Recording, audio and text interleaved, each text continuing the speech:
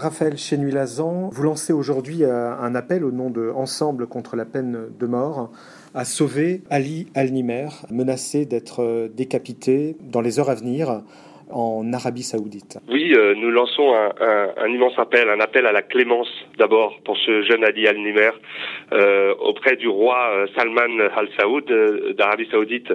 Puis nous lançons un appel aussi auprès du gouvernement français à intervenir en urgence auprès des autorités saoudiennes et à peser de tout leur poids, de toute leur amitié et leurs relations diplomatiques, politiques et économiques auprès de ce pays et de cet allié de la France.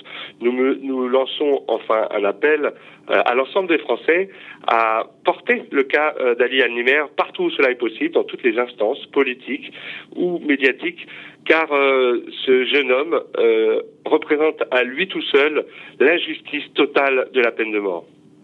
Justement, il est condamné à mort, mais il est condamné à mort pour quasiment rien, si j'ose dire. D'abord, Ali Al-Nimer, il représente trois choses. Il a été condamné à mort alors il avait 17 ans. Donc il a été arrêté à 17 ans, c'était un mineur, c'était un jeune.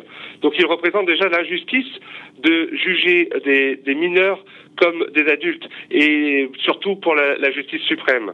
Il représente aussi à lui tout seul l'oppression du délit d'opinion, puisqu'il a été condamné à mort et arrêté lors d'une manifestation contre le régime, sans violence, sans meurtre ni rien.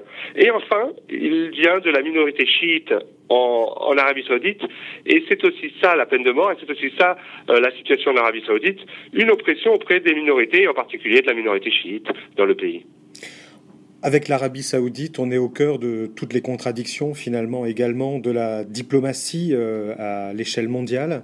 En début de semaine, on apprenait que le Royaume était allé diriger un groupe consultatif qui va proposer des experts au Conseil des droits de l'homme des Nations Unies. Et quelques jours plus tard, on est en train de s'inquiéter pour le sort d'un jeune mineur de 17 ans qui risque la peine de mort maintenant. Rendez-vous compte que cette nomination dans cette commission consultative au Conseil des droits de l'homme des Nations Unies est aberrante. Ils ont un poids, ça va leur donner un poids considérable au sein des débats et des discussions sur les droits de l'homme au niveau international, alors que dans le même temps, ils ont exécuté depuis le début de l'année plus de 150 personnes, plus de 150 exécutions depuis le début de l'année. On n'arrive pas à les identifier tous. On a la comptabilité à minima 134, mais on estime à beaucoup plus de 150.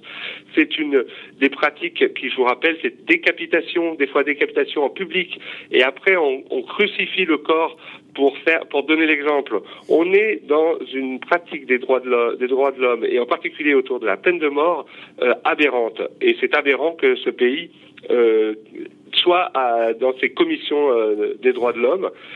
Aujourd'hui et actuellement, les pratiques en Arabie Saoudite ne sont pas si loin des pratiques de l'État islamique et de Daesh en Syrie. On est sur des décapitations, on est sur des condamnations à mort de mineurs, d'homosexuels, on est d'opposants. Voilà la situation, et c'est pour cela qu'on doit leur dire, vous devez changer si vous voulez continuer à être dans le concert des nations et à être considéré comme un vrai pays de droit au niveau des droits de l'homme en particulier. Merci beaucoup Raphaël Chenuy-Lazan. Donc, je rappelle que vous êtes directeur d'Ensemble contre la peine de mort, une association qui lutte pour l'abolition de la peine de mort dans le monde.